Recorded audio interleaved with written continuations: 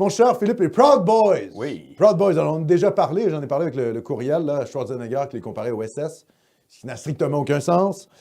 Alors, le groupe d'extrême droite, qu'est-ce qui fait que les Proud Boys sont d'extrême droite? C'est des patriotes civiques. Ils ne sont pas sur une ligne raciale.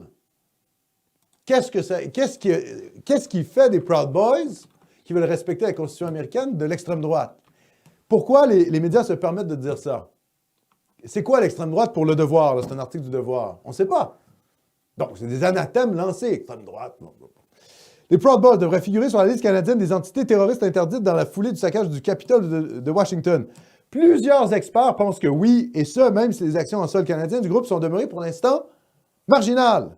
En me basant sur ce que je sais de leur activité, je dirais qu'ils se rapprochent beaucoup du seuil à partir duquel les groupes sont inscrits sur la liste.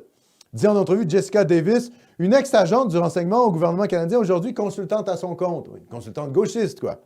Les Proud Boys ont commis un certain nombre d'agressions. Ben, comme les Antifas, en fait.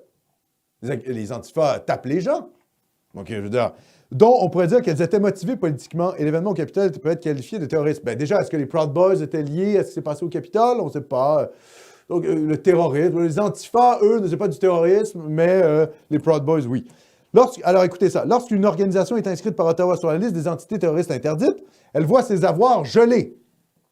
Il n'est plus possible pour un individu de contribuer matériellement à l'avancement de la cause défendue par le groupe, même s'il demeure permis d'en être membre. Dans les faits, nuance Mme Davis, les institutions bancaires peuvent geler le compte d'une personne connue pour son appartenance au groupe inscrit. Parce que vous appartenez à ce groupe-là, vos avoirs sont gelés. Acheter une maison ou traverser la frontière peut alors devenir difficile. La liste canadienne d'entrées interdites comporte 60 entrées. Il s'agit principalement des groupes islamistes, dont les différentes déclinaisons d'Al-Qaïda et du groupe État islamique, notamment le Hamas, notamment le Hezbollah aussi, qui est sur la liste des groupes terroristes au Canada, et d'entités d'extrême gauche d'Amérique latine, comme le groupe communiste péruvien Sentier Lumineux. Les deux seuls groupes d'extrême droite qui figurent, c'est le réseau néo-nazi Blood and Honor et sa branche armée Combat 18, qui ont été rajoutés en juin 2019, donc par le gouvernement de Justin Trudeau. Alors, Blood and Honor, qu'est-ce que c'est? C'est un réseau de promotion de la musique skinhead d'extrême droite, qui a été fondé, je pense, par le créateur du groupe Screwdriver, britannique. Et Combat 18, ça serait la branche, en tout cas, ils seraient liés finalement à Blood and Honor, et ils ont fait un attentat à la bombe dans un bar gay de Londres en 1999, faisant 2 morts. Ah ben c'est sûr, si vous vous mettez à poser des bombes et que vous êtes vaguement lié à l'extrême droite, là c'est la totale. C'est sûr que vous allez être jugé comme une entité terroriste. Quand vous vous mettez à faire des attentats terroristes, c'est un peu logique que vous soyez déclaré comme une entité terroriste. Je veux dire, on ne peut pas en vouloir aux États là-dessus. Mais sur les Proud Boys, qui sont des patriotiques civiques, c'est ridicule. D'ailleurs, je vous renvoie quand même au tweet de Trump, qui disait il faudrait déclarer les Antifas comme un groupe terroriste domestique, comme du terrorisme domestique. Eh bien, Trump, il tweet. Mais pendant que Trump tweet, eh bien, les gauchistes, eux, ils avancent leur pion. Hein? C'est-à-dire qu'eux, ils ne tweetent pas. Eux, ils légifèrent. Vous voyez? Donc, tout ça pour vous dire qu'on aimait Trump, parce qu'il avait un style, était flamboyant, il a réduit l'immigration. Je me répète, pourquoi on aimait Trump? Réduit l'immigration, légale et illégale. Il a nommé des juges, il a droitisé la magistrature. Et au niveau géopolitique, il a dit « l'ennemi, ce n'est pas la Russie, l'ennemi, c'est la Chine, et on ne va pas commencer à faire des interventions partout au Proche-Orient. » Donc, plutôt isolationniste sur le plan de la géopolitique. Moi, c'est les 3 raisons pourquoi j'aime Trump. Et puis, au niveau du style, il envoyait promener la gauche, woke, toutes les dérives un peu gauchistes, il les envoyait promener. Mais il tweetait plus qu'il n'agissait. Et là, quand on regarde ça, on se dit « ouais ». La gauche, elle, quand elle est au pouvoir, elle agit, mon cher Philippe. Il y a Vincent qui nous fait remarquer, Vincent B, merci.